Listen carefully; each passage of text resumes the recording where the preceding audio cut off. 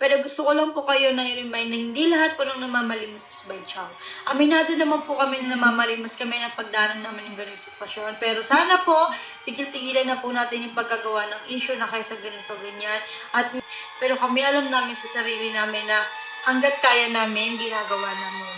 So kung nakikita nyo kami namamalimos, ibig sabihin, wala na kami ibang pagkukuhanan kahit makain, ganyan. So, yung may nagsasabi pa na palamunin kayo namin kasi namamalimos.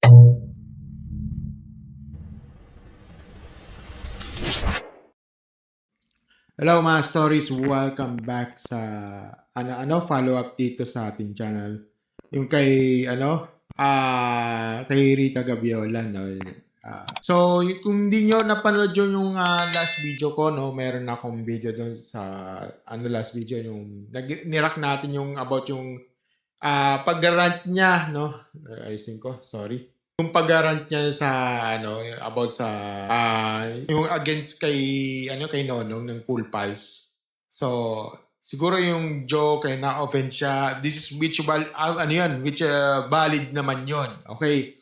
Valid naman kasi na-offend naman siya. Kasi siya badyaw siya. Tapos yun nga lang, valid naman yung niya, yung na-offend siya sa ganitong joke na ganito. Pero mali rin siya sa yung parang gine-generalize. Okay? Ngayon, mga stories, no, ngayon may huling paliwanag siya, no, i-address niya, no.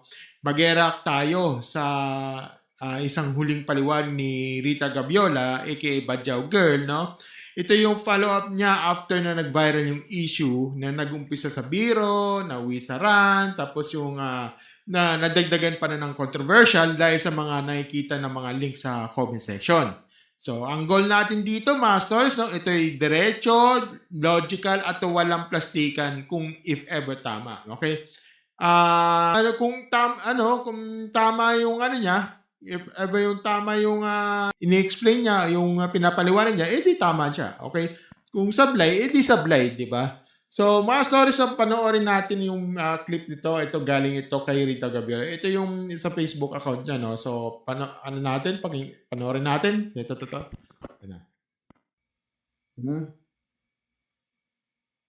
So, ayun, gusto ko lang magsalita about sa mga kumakalat ngayon tungkol sa amin na ginagawa na kami ng content na ang dami nang sinasabi sa amin.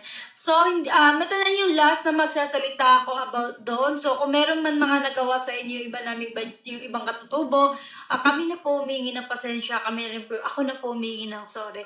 Pero gusto ko lang po kayo na i-remind na hindi lahat po ng namamalimos is by chow.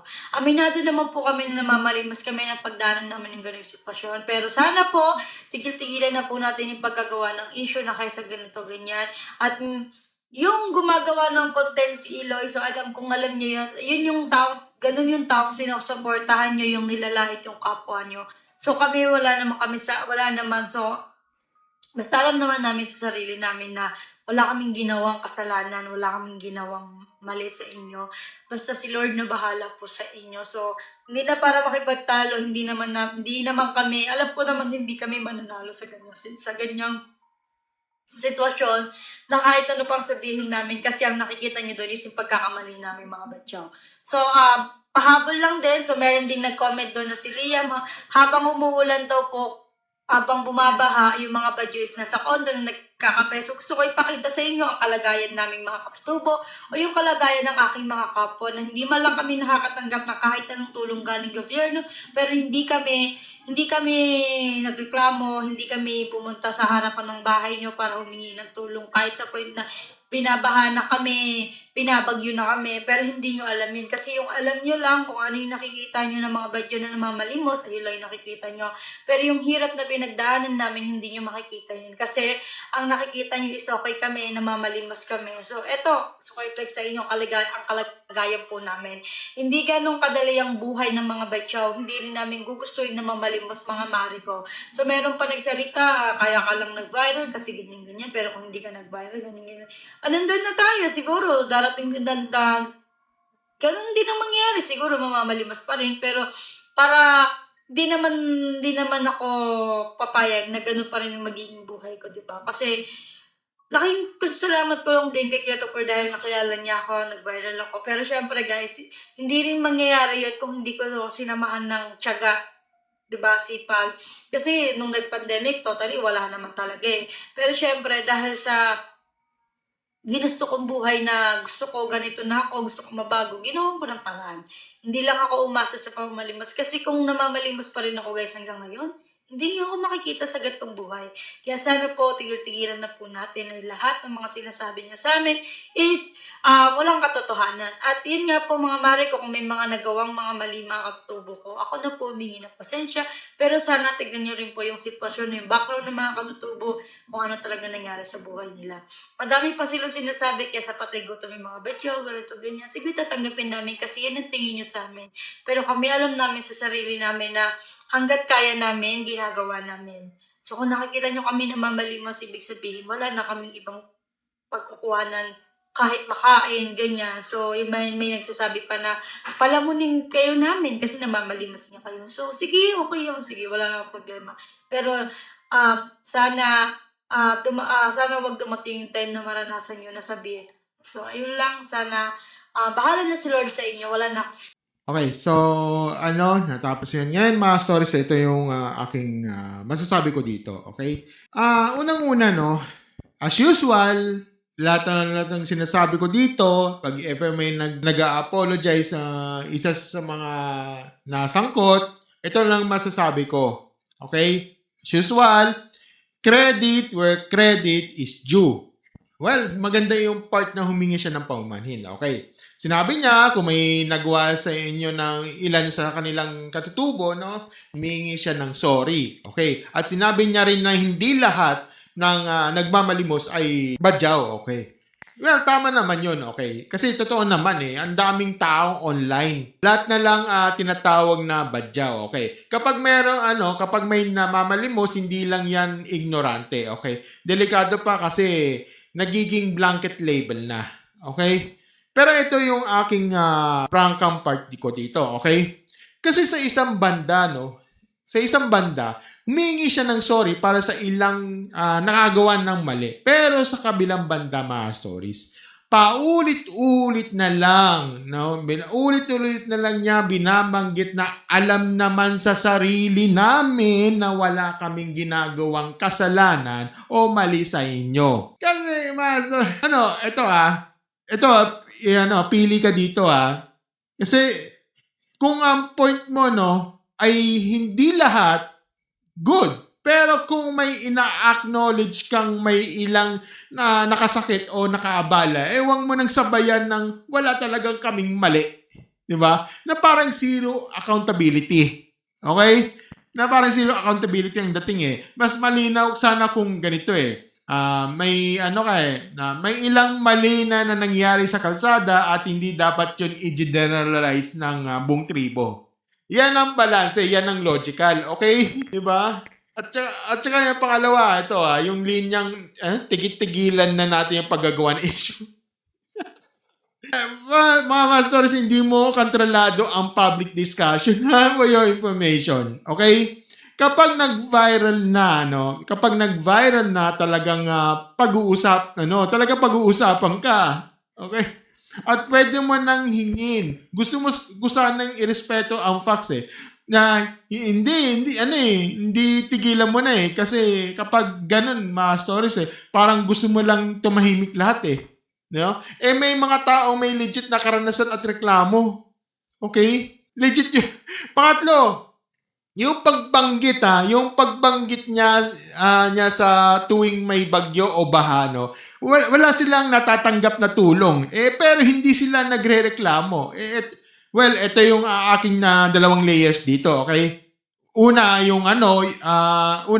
possible talaga na may sektor na napapabayaan. At kung totoo man yan, dapat imbestigahan at ayusin. Hindi dapat may naiiwan. Lalo na sa disaster response, di ba? At saka yung number 2. Okay? Number 2 ay, pero ingat din sa general statements na wala kaming lahat dito. Di ba?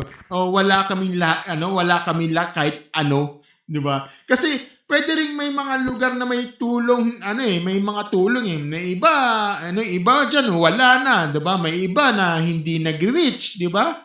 Ang mas matibay na, matibay na paninindigan, sana yung magpakita ng specific na sitwasyon, specific na lokasyon, at anong uri ng tulong ang hindi dumating kasi kapag specific, mas mahirap i-dismiss, okay? Mas madaling aksyonan, di ba? Pangapat, ito yung habang umuulan, nasa kondo, yung habang umuulan, nasa kondo, nagkakape, mga badya, na yung comment niya yung sinagot niya, no? Well, tama siya dito sa essence, no? Ang tao hilig umusga, base lang sa nakikita nila online, okay? Isang meme, isang comment, no? Tapos buong komunidad na ang binabanatan, ba? Pero ang mali rin din sa side ni Miss Rita dito, okay?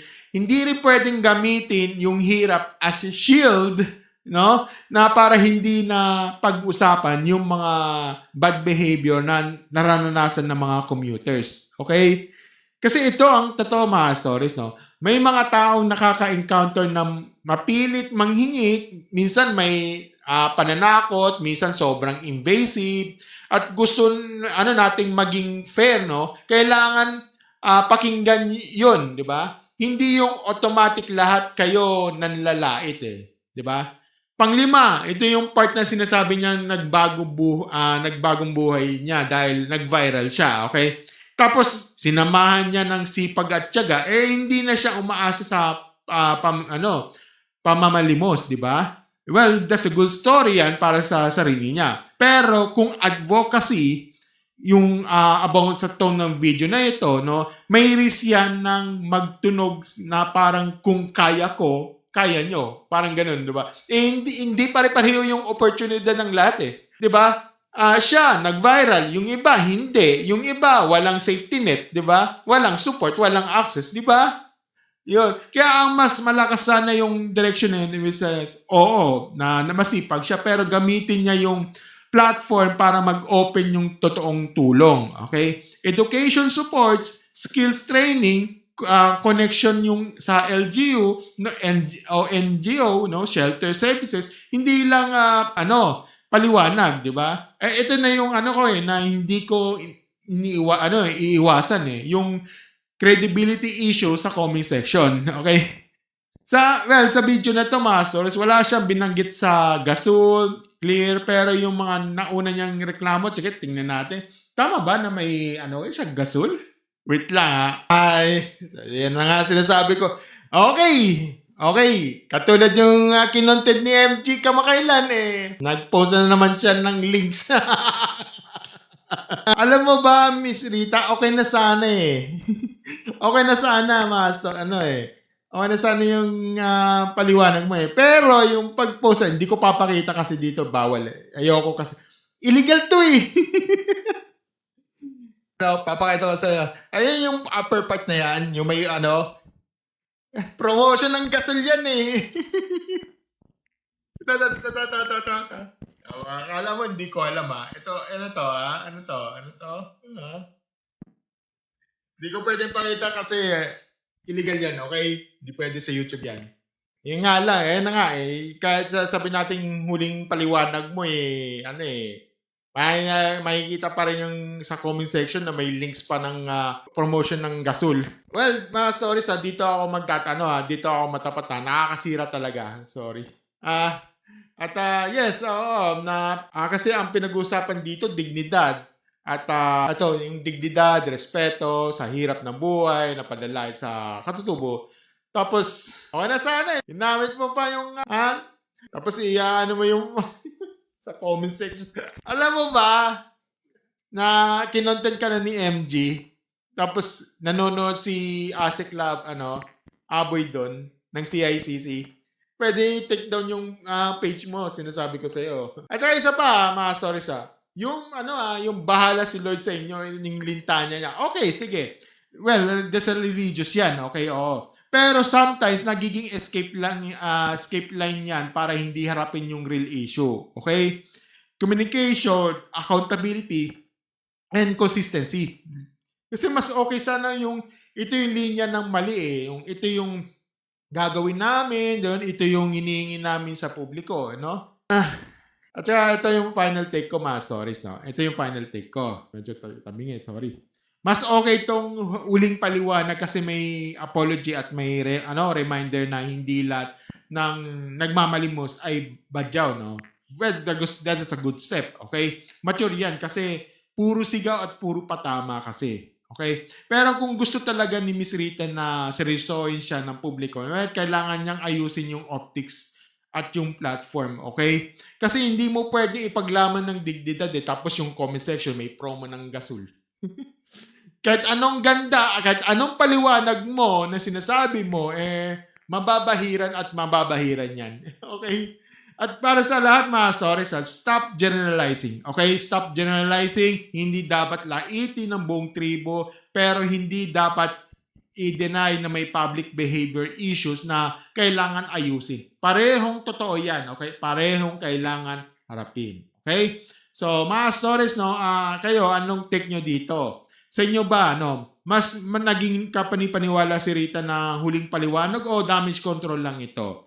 O ito, isa pa, nakakabawas ba ng credibility ng advocacy kasi kapag may gasol promo, link sa comment section kahit wala sa video mismo? Well, comment down below, babasahin natin yan. Kung gusto niyo yung ganitong, opinionated law and logical practice, stay to the point, commentary videos, don't forget to like, share, subscribe sa ating channel, and click notification bell sa baba, At may kumarang, hindi ito gasoline na ko dito, ha. Ito ay doon, if ever may, bukas sa inyo puso niyan, may GCash o Maya sa may pin comment ko, sa baba. Okay? Para sa pag-upgrade ko ng PC, okay?